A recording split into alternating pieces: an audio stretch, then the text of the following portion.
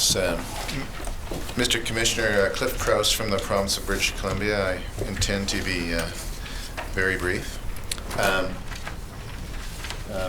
Mr. Lund, could you please turn up Exhibit 12, please? So with respect to the Harrison sockeye, this graph indicates that there has been an increase in productivity over the last period of time, showing quite a spike at the right-hand side of the lower graph. Is that correct? I'll ask that to Dr. Rempel first. Sure, I'm not the author of this, but I believe it to be true, as best of my knowledge. Dr. Rosenau, any comment on that? Are you referring specifically? You're referring specifically to the blue graph that says That's Harrison? correct. It seems reasonable. Thank you. My second question is, Dr. Rempel, you indicated that there was $300,000 that had been found for sturgeon research as a matter of priority, to your knowledge? Yeah, that's an estimate. It's somewhere in that ballpark that the province. And is that a priority that you, as a member of the technical committee, support? It is, yes. So, Dr. Rosenau, my question to you is, if you had to allocate $300,000 for research and you had to choose between sturgeon and Fraser River sockeye salmon, how would you allocate that $300,000?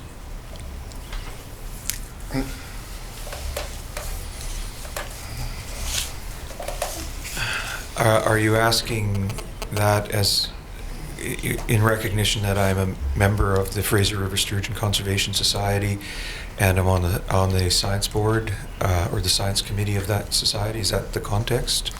I think the context is that the technical committee seems to think that sturgeon is the species that's really most at play with respect to this gravel removal issue at this bar.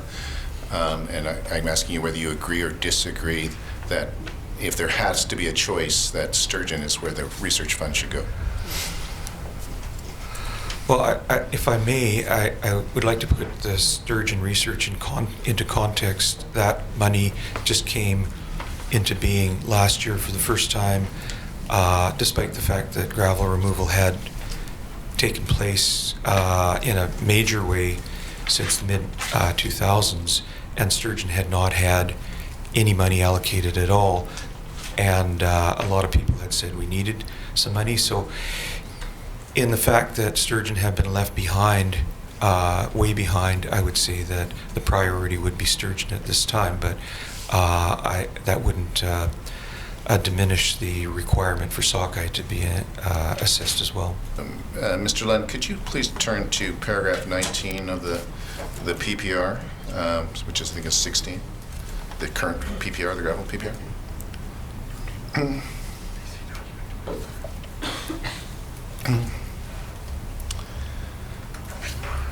So the context from paragraph 19 is that there was a stranding took place in 2010. If we could turn then to Mr. Lund to tab 25 of the province's production list for this hearing.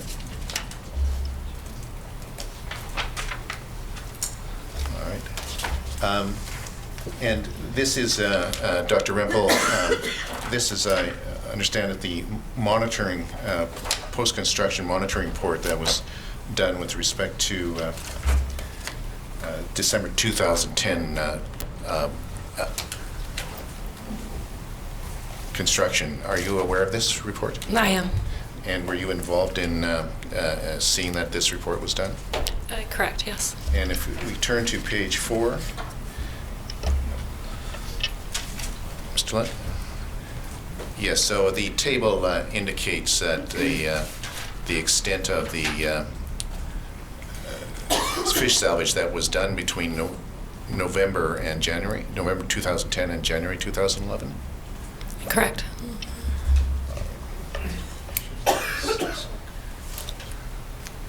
And so it shows 6 sockeye out of 2,100 in a total? That's right.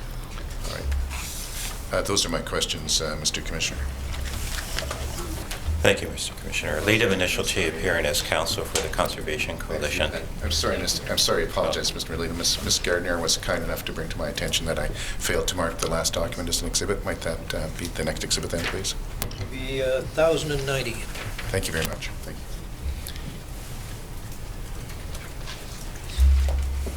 Thank you, Mr. Commissioner. I want to begin our discussion by examining the letter which I believe has been marked as Exhibit 1085, the letter that Dr. Church wrote to not necessarily accompany his report, but perhaps contain some personal reflections on his part. Both of you are familiar with that letter, are you? I am. I am. And I want to start by, and you have utmost respect for Dr. Church. You recognize him as an expert in this field of sediment removal, particularly with respect to the gravel reach. Do you not, Dr. Rempel? I do. And Dr. Rosenau? I do. So I found this letter quite instructive because it tries to put into a certain perspective some of the issues and the problems that have beset this issue over the years. And I want to refer to the letter right at the last paragraph first, and then I want to take you up into the body of the letter after that. And so it appears from my reading of this letter that Dr. Church says at the penultimate paragraph that I've written this supplementary letter to indicate that there is substantial discomfort in the relevant technical community over the current trajectory of the sediment management program, variously expressed as concern that the program cannot attain the expected goals and that insufficient cognizance is being taken of ecological issues. And I'm going to ask both of you whether or not you agree with that concept that that there has not been that there's been insufficient cognizance taken of ecological issues with respect to this issue of gravel extraction. Dr. Rosenau? I would agree, and that is consistent with a number of documents that have been submitted to the Commission, including the G3 report that was discussed a little bit earlier, the Auditor General's comments on gravel removal, which was also within the binder that I was given, and the Technical Committee March 14th, 2011 basically reiterate this issue, that there's a real problem with the sampling program and associated issues. And Dr. Rapp, will turn it to you. Do you agree with that there's been insufficient cognizance taken of the ecological issues that may arise as a result of the gravel extraction program? I agree that there's an insufficient level of information for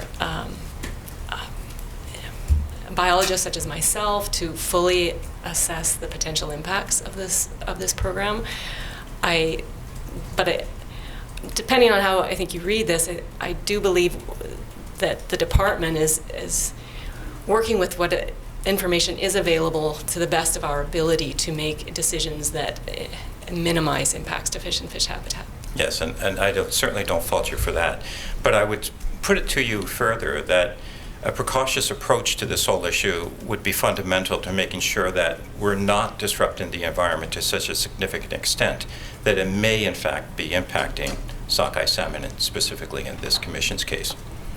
I agree that a precautionary approach would perhaps require us to step back and reconsider the options, reconsider the program and how it's being conducted. But the layer, I guess, that we haven't really brought out yet is that this program is being conducted as a public safety program, and it's outside of DFO's expertise to determine whether gravel mining will address the flood hazard, but our provincial council counterparts with expertise in flood management have told us that in no uncertain terms that gravel mining is a requirement of their public safety program. And so that layer, I think we have to understand that we're looking at this program through that lens. Yes, and Dr. Church, in the body of his letter and report as well, but I'll focus on the letter, actually refers to that issue. If we examine page 1 of the letter, for example, And he talks there in the third paragraph down. He says, the core problem with sediment in the gravel bed reach is not associated with the average rate of aggradation along the reach. And he then has some comments in brackets, but with the local accumulation of sediment, which raises water levels at certain locations along the reach by more than a meter in the same period. And then he goes on to say the purpose of the program presumably is to mitigate the meter scale rises, and the public perception that has been encouraged by the program is that individual gravel removals can address this problem and significantly affect river water levels locally. Hence, if there are local problems associated with a low dike or with perceived gravel buildup, then gravel removal in the vicinity of the problem will solve it. And he says in my report, this is referred to as profile control. And then he goes on saying, this is the crucial paragraph, however, we know from substantial experience that individual sediment removals short of the order of 1 million cubic meters will not substantially affect local water levels in the short term. And neither of you can dispute that, can you? I mean, you take it that Dr. Church is accurate when he says that. Is that fair to say? Yeah, I fully agree. Yeah. I would suggest that based on the engineering reports that I've seen and managed, that statement is correct. I would question the meter rise, though, because none of the engineering reports, the hydraulic reports that I've seen, suggest a meter rise, but maybe he's seen something that I haven't seen. All right. He goes on to say sediment removal on such a large scale, such as 1 million cubic meters, would very significantly disrupt the aquatic ecosystem. Both of you would certainly agree with that concept as well, correct? That's correct. Correct. And Dr. Rempel, on behalf of DFO, you're certainly not going to authorize a large-scale removal of gravel from the Fraser River in that magnitude, would you? Well, the decision whether or not to authorize a removal doesn't sit with me. I'm thankful for that. Yeah. But as a scientist, you certainly would not be providing advice to the people who are making the decision that you can that you can issue an authorization to remove gravel of that magnitude without considerably, significantly disrupting the ecosystem and the fishery values in that area. Well, so far, DFO has never received a proposal for a removal of the sort of magnitudes Dr. Church is referring to. Right. Now, I want to move on from there, from our comments about Dr. Church, to some of the documents that I want to tender through one of the witnesses. And if I could have Conservation Coalition document number 10 pulled up on the screen, please. This is a report entitled Review of DFO Actions and Decisions on Gravel Removal on the Lower Fraser River as related to the 2007-2008 Spring Bar project. It's authored by Mr. Otto Langer. For the record, Mr. Commissioner, Mr. Langer is one of my clients. He is the only individual within the Conservation Coalition. And furthermore, to the record, I had indicated through Commission Counsel that I wanted specifically to have Mr. Langer present evidence on this topic amongst other topics related to habitat. So my question to you, Dr. Rosenau, is, are you familiar with this particular report? I've seen it. And have you read it, and are you in a position to agree with the contents of the report? I would say generally yes. There may be the odd sentence that I might have a issue with, but generally yes, I do. All right. I rise. Sorry for the interruption.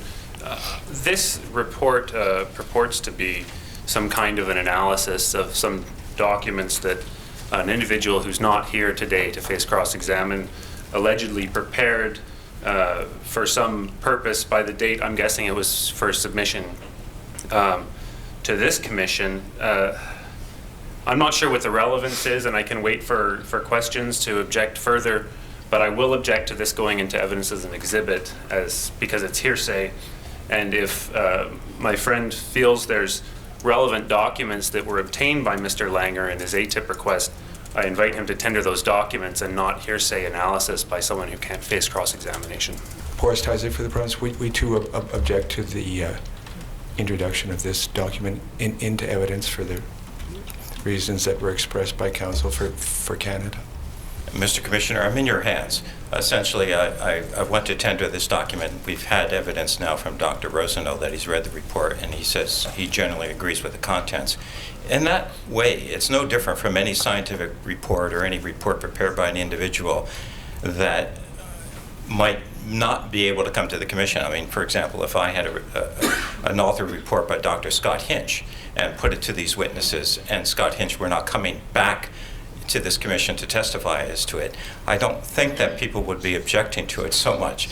I mean, it's coming from Mr. Otto Langer. I would like to call him to actually present evidence. In lieu of that, I'm trying to tender this report, and I will make a formal motion now to tender the report through the witness who's identified it and has adopted it generally.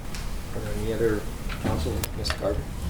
I haven't read the report, Mr. Commissioner, but I do say that there have been many, many reports in this inquiry that have been tendered in exactly the way Mr. Leadham is asking that this be done. So I don't see how there would be an exception with respect to this report.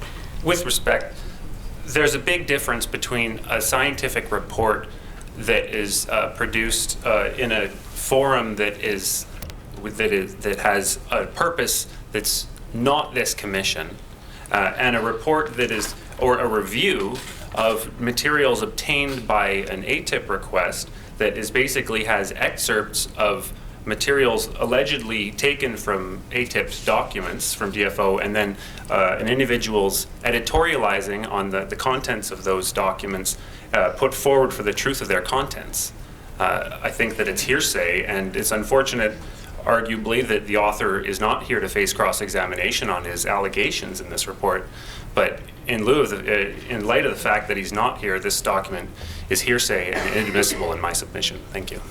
I don't have anything to add except to just note that hearsay is not a reason to exclude documents in this particular forum. It's simply a question of weight. But I let my friends argue about the relevance of this document.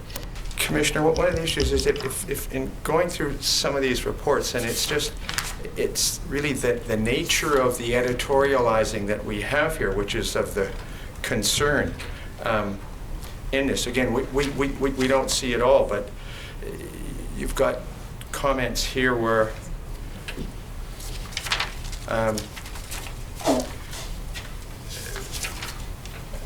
I just turn to one, if we turn to page 18, but this is just a flavor where there's a reference to part of an extraction on December, says 13 at the bottom of page 17 refers to a report, and then the editorializing on the top of page 18 says, why should DFO tell Seabird to contact MOE to assure habitat is conducted when that's a DFO responsibility to DFO illegally attempt to delegate? Well, that's sort of the flavor of the things here, and we're saying that really, if he wants to be here to defend that. But this is very different from the other types of reports that have been tendered through this, or a scientific report, or a summary of what a program may be. This is really an attempt at a submission in some ways using excerpts of documents, not the whole documents.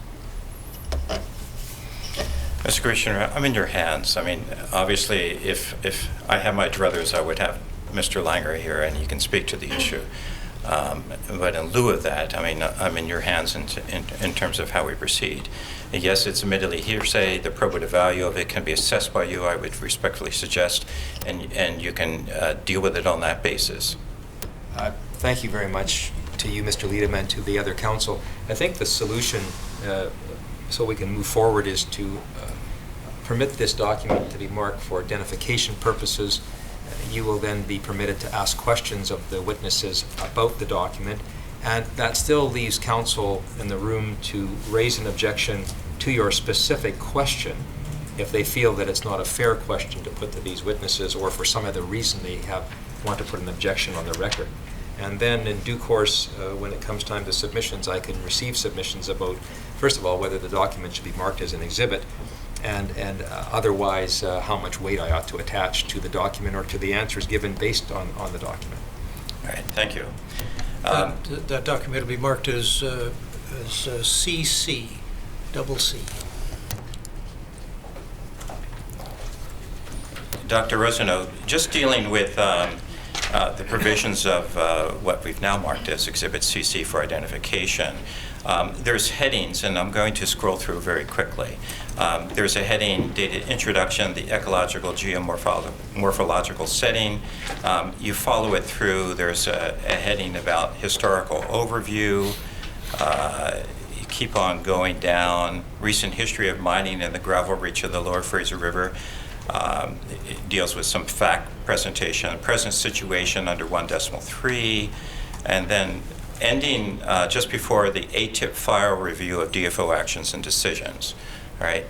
Now, in your review of the report, given the historical context, are most of the statements, or if not all of the statements, attributable by Mr. Langer with respect to the historical context? So those true to your knowledge? To be honest, you'd have to point out specific statements. I think I need to have a statement in front of me to agree or not agree.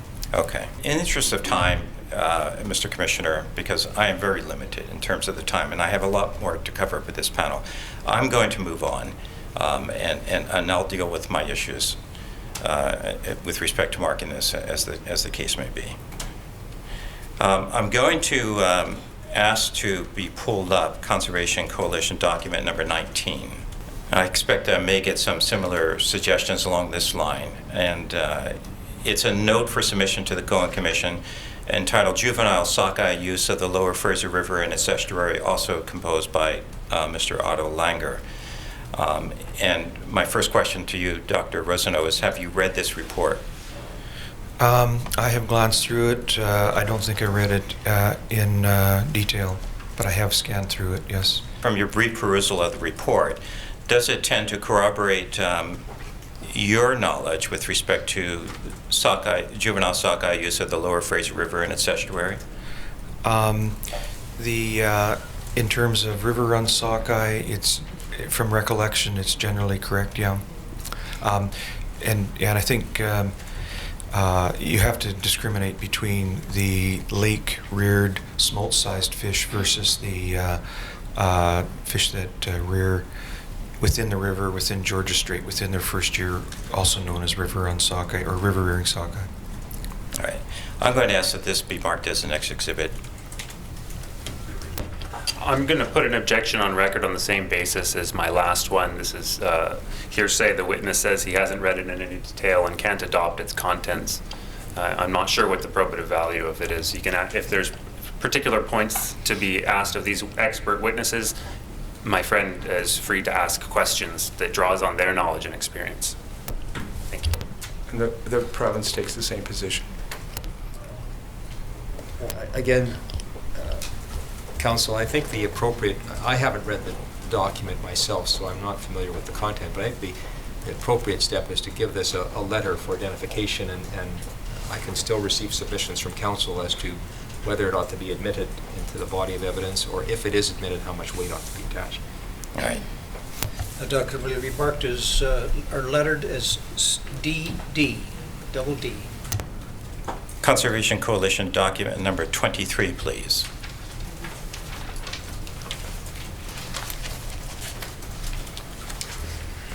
This is a document also authored by Otto Langer, Inspection of Gravel Bars in the Lower Fraser Gravel Reach and Commentary on Recent Past Mining Impacts, dated December 17, 2010.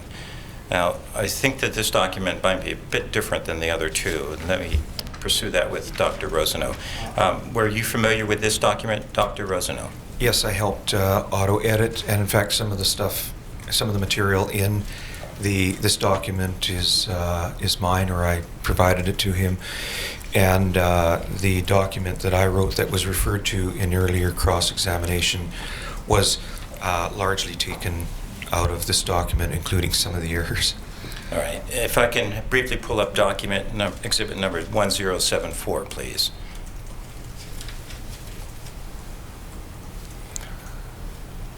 Is this the report that you basically took as a result of a site visit that you made in the company of Mr. Otto Langer on December 17, 2010? That's correct. And as, if we now flip back to the document that I'm trying to get entered into evidence, is that the report upon which you based some of your report? That's correct. All right. Might this be marked as the next exhibit, please? Exhibit 1091.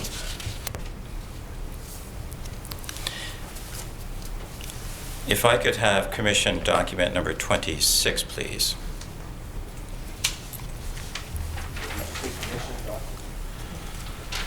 Commission.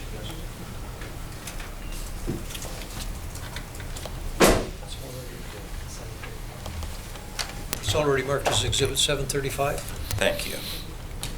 I thought it had been, but I wasn't too sure. Dr. Rosano, are you familiar with this? It's the 2009 spring report of the Commissioner of the Environment and Sustainable Development, otherwise known as the Auditor General's report. No, it's not that. Conservation Coalition document number 26.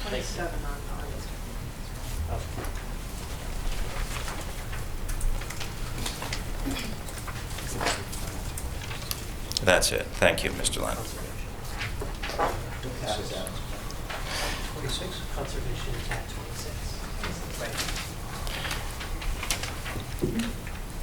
26. Dr. Rosano, earlier in your evidence, I heard you make mention of the Auditor General's report with respect to removal of gravel.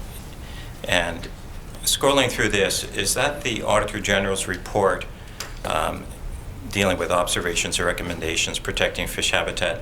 And there's a reference there to a case study. If you scroll down, case study number 1.1, Fraser River Gravel Removal Plan Agreement.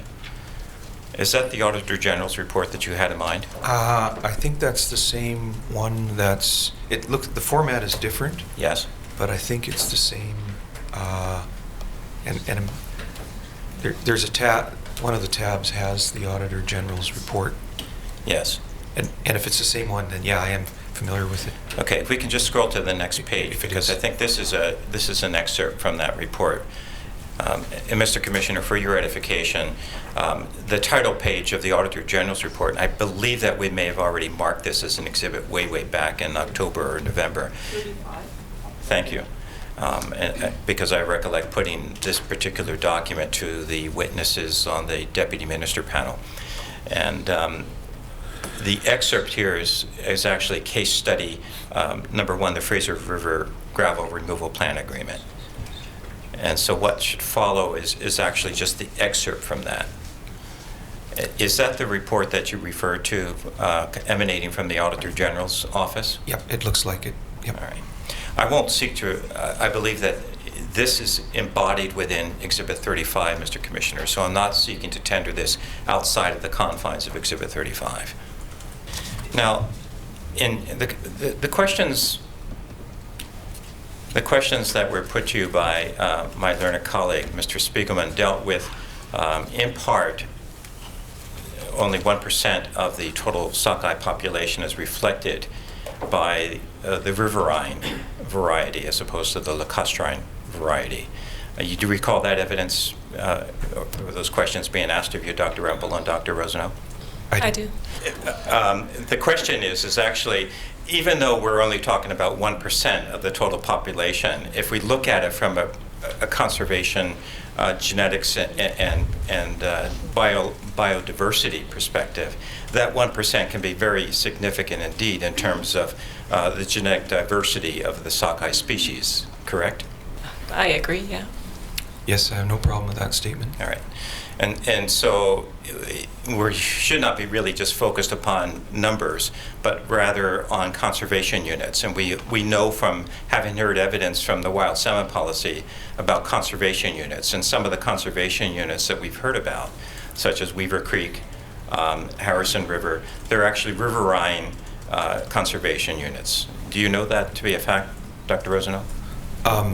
If I don't know it specifically from the policy statements, as a biologist, I would say that is correct. And just as, if I can just lead on here a little bit, the issue surrounding Traminer Bar and Maria Slough was based on a conversation by habitat biologist Matt Foy, who said he thought the Maria Slough fish were possibly different because the Chinook in that slough are different, the coho are different, and he had observed over the years this small number of which might be stragglers or might not be. So that's, again, the issue surrounding conservation units. These small peripheral populations, in a biological sense, are very key to the long-term, I'll use the word, evolutionary maintenance of these species. And your reference there to Matt Foy, does he have an affiliation with any group to your knowledge? He is a habitat biologist with the Lower Fraser, I guess OHEB, Oceans and Habitat Enhancement Branch. And is that a department of Fisheries federal and- department? Department of Fisheries and Oceans, sorry. Thank you. Do you have any comments further to that, Dr. Rempel? Sure, I'll just briefly add, I agree with what you said. I do think, though, in the context of this hearing today and what I believe the Commissioner is interested in relating the ecological value of these river-type sockeye to gravel mining, we need to keep that in mind and address whether or not, what the likelihood is for potential impacts from gravel mining to these river-type sockeye, regardless of how biologically and evolutionarily important they are, which I don't discount for a minute. But I think when we look at the potential impacts from removals from gravel mining to those sockeye, I think that's the basis for my position that these river-type sockeye are overemphasized in the context of gravel mining. Okay. Let me put it to you this way. Can you unequivocally tell me, sitting here today as a scientist, that gravel mining is not going to impact sockeye salmon? No, I cannot. There's not much I can unequivocally say because Right. there is a lot of uncertainty in this program. Exactly. And so really, in order to arrive at a fundamental conclusion as a scientist, you would need to have more research done into this area. Ideally. And Dr. Rosenau, you would agree with that? I would agree. And Mr. Tyzik for the province asked you Mr. Prowse for the province asked you a question. And he showed you a graph, Dr. Rosenau, about the Harrison River. I'm not going to pull it up. It was the blue graph.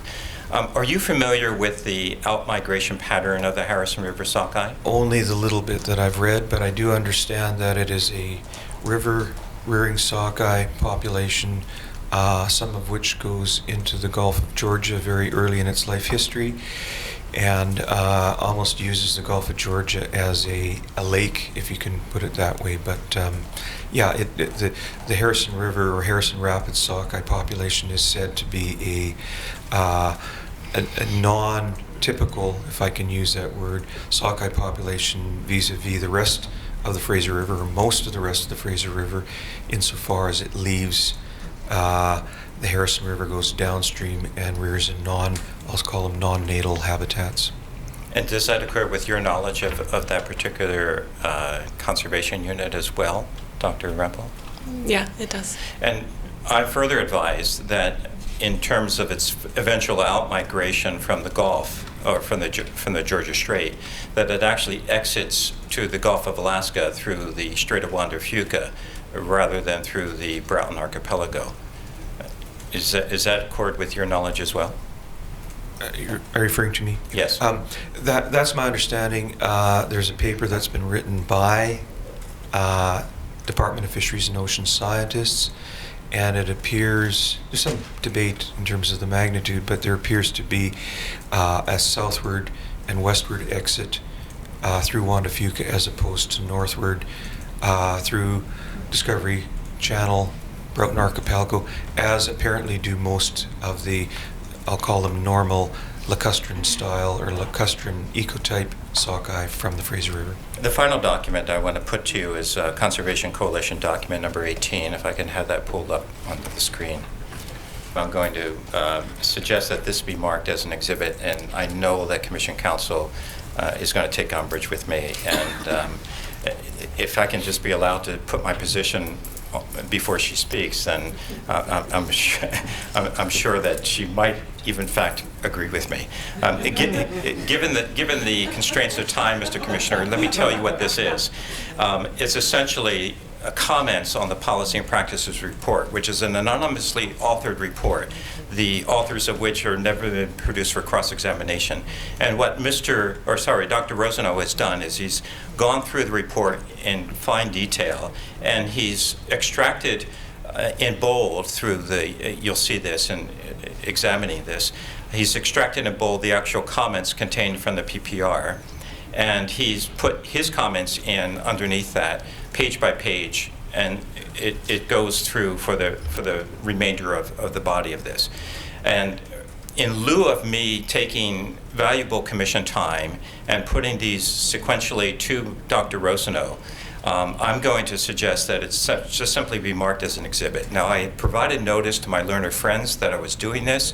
I provided notice a week in advance by listing this as my document. Anyone who would take umbrage with it could possibly have raised it. And if I were not so constrained, I would take the time to deliberately go through it step by step. But we are all being compressed here, Mr. Commissioner, and in my respectful submission, I would like to have it just tenured for that purpose. Thank you. And the concern I have is with respect to the policy and practice reports, the position of Commission Counsel throughout has been that policy and practice reports, if there's errors in them, they should be corrected when the witnesses are in the stand. If there's submissions to be made on the policy and practice reports that are not related to evidence but simply contextual commentary, that should be dealt with in final submission. And we made a very conscious and clear decision on this and have communicated it and maintained this position throughout the hearings, that we won't receive written submissions separately throughout on the PPR. And I know that different parties have prepared documents like this, and we've consistently refused to put them into evidence for that reason. So in terms of consistency in the hearings, to allow this to go in now would be inconsistent with the practice that we've taken with counsel throughout. And I mean, it's a difficult situation because of time, I recognize that, but it is inconsistent with the practice that we've developed and that we've advised counsel of. So that's my primary concern with this document going in, and I know that there are other parties in the room today that would like to have similar documents entered in, and I've also taken the same position with them, that is inconsistent with the process that we have developed and tried to enforce throughout the hearings. So that's my primary concern with this document. I had this document as well in advance, and we were able to, where there were things of interest that we felt needed to be dealt with, we could do that.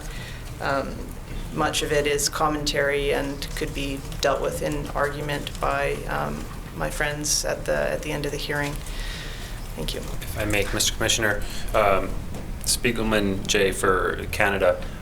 I am in a tricky situation of supporting both of my friends in this issue. I too listed PPR comments prepared by my clients and put them in my book of documents for today. Commission counsel informed me that it wasn't the practice and wouldn't be acceptable to tender them as an exhibit. And I took that under advisement and didn't do so.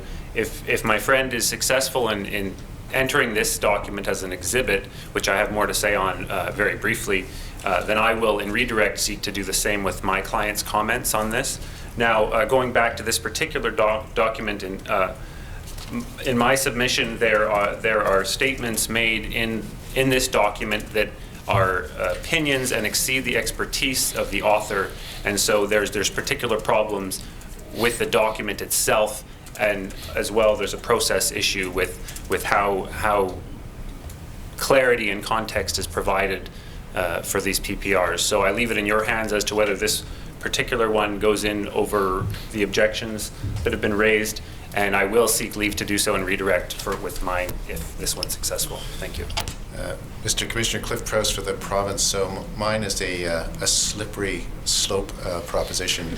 We would have prepared detailed commentary, and we made somewhat vigorous submissions to my friend Ms. Baker, who firmly told us that we wouldn't, any such list pre-prepared wouldn't be accepted, so we actually didn't do it, and we haven't circulated it. But if you're going to let Mr. Leedham do it, then we'd want to do it too.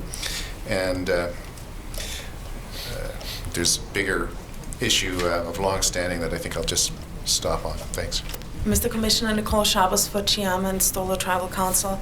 I agree with the point made by Commission Council, and we have long respected the rule put into place by Commission Council quickly into the hearing. And if this document was to be filed, I'd have to cross-examine in detail on it. And a lot of it is not clarification, or I think a lot of the clarification that needed to happen has happened with the panel, but otherwise it's opinions expressed and should not be admissible through this channel. Mr. Commissioner, it's Brenda Gaertner for First Nations Coalition. I'm just going to pass on this observation to you. It sounds like there's 3 parties in this room who have significant concerns with this PPR. And what I have concerns with sitting back here is that apparently these PPRs are to stand as facts. And so now you've been advised, you've got 3 parties saying we've got significant concerns, that they've responded to the PPR. My suggestion, perhaps, and it's just a suggestion, is that offline and not during this precious time in the hearing, we figure out how to deal with this PPR, because there appears to be a fair bit of concerns around it. And we won't have time to go through every paragraph. We won't have time to go through every paragraph, this one or of anybody else's. And it seems to be a live PPR that is not, at this point in time, comfortable with many of the parties in the room. Just in response to that last comment, the factual corrections that needed to be made to the PPR have been made with the witnesses. And as have been identified, many of the comments, for example, in this document are not, for example, here's one correction. Clearly, DFO simply does not care what happens and is happy to simply authorize whatever the proponent pushes for. That's not a correction to the PPR. That's a commentary by the witness, and it's his view, but it's not the kind of thing that we would put into a PPR as a correction. So in terms of the factual corrections, my friends have told me what they say is incorrect, and we've corrected those with the witnesses live, which has been our process throughout. And so the process that we have developed throughout has been maintained here. The fact that people have observations and commentary that they want to make in respect to the PPR is really more in the nature of a submission, which I fully expect to hear in final argument when at the appropriate time. Thank you. Mr. Commissioner, I'm sorry to have made your job so much more difficult today. You know, if obviously there are problems with this process of PPRs, and obviously people are going to be called to give evidence and may have opinions that differ from that contained in the PPR, and it's a question of how to deal with that. And I'm just in your hands, and I'll be prepared to abide by whatever ruling you make. Thank you very much for that, Mr. Leadham. I think at this point, given the submissions of your learned friends, it would be inappropriate to have this marked as an exhibit. I, for one, do not know what's in this document, and so I can't have a comfort zone around the distinction between factual corrections and providing commentary or opinion evidence through this document. So I think it would be fair to all parties that this document not be marked. That's not to say that submissions can't be made later with regard to points that are raised in this document insofar as they relate to the evidence in this proceeding. So I'm going to, for the moment, Mr. Leadham, rule against this document being marked as an exhibit. It might be marked for identification. It can be marked for identification. I think that is appropriate. It'll be marked as EE, double E. Those are my respectful questions, Mr. Commissioner. Thank you very much. It's Brenda Gaertner for the First Nations Coalition. I've just got a few areas that I'd like to ask questions on, and I'm only going to take you to one document. First of all, it seems clear, and I'm just going to state this as a foundation for my questions, that as it relates to the gravel reach in the Lower Fraser, we've got a very dynamic environment, and we've got as it relates to species, including salmon. I heard the word ubiquitous today. We've got a number of different species. We're learning more as we go along, and it could include just the river-based salmon, but it could also include more conservation units than that. Have I got a consensus between the panel members on that general statement? Yes. Yes. So from my client's perspective, we're looking to see what type of information base we have and what are the best practices going forward. And I'd like to take you to Exhibit 1086, which is the report that Dr. Church did in March of 2010. And we've heard plenty of evidence on the reliability of Mr. Church. And I'd like to then go to page 2 of that report of the executive summary. And on page 2, at the bottom of the page, in the paragraph beginning experience to date, And I'm just going to ask you this question. He lists a number of baseline information challenges or areas in which we could do some more thinking on. And so my question is, what type of baseline information exists or needs to be developed in order for the province and the federal government, and I would add First Nations, to better determine where sites for gravel removal should occur and what sites should be monitored and over what periods of time? And he mentions, first of all, that measures of effectiveness are currently lacking. Would you agree with that? I would. I would as well. And he suggests that direct observations of water levels along the river is the most effective measure of the desired objective. Would you agree with that? I couldn't comment on that because that really is the purview of a water engineer, and so a hydraulic engineer and the hydraulic modeling.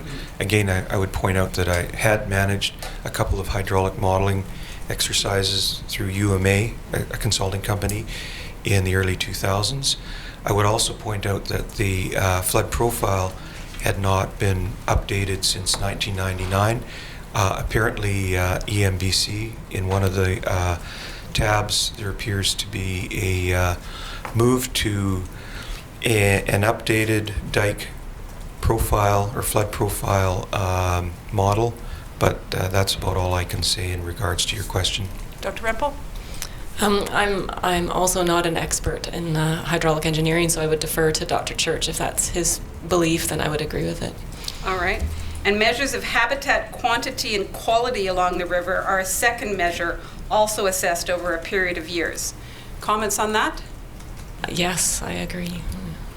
I would say it's would be quite critical to have that, but I'm not sure that we're there yet in terms of the database that we have or our modeling exercises.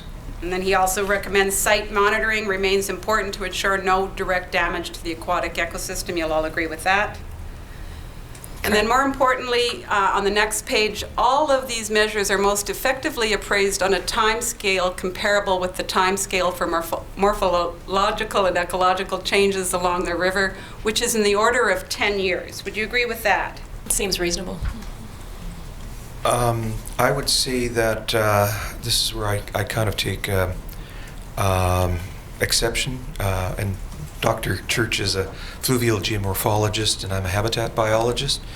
And the point that I would make is that many of these sites do not, I'll call it, repair themselves or heal themselves, not only within a 10-year or within a 1 or 2 year time frame or a 3-year time frame, which has been the assumption that DFO has often gone on, that we don't have to provide compensation because the habitat will be back and intact within 2 or 3 or 4 freshets.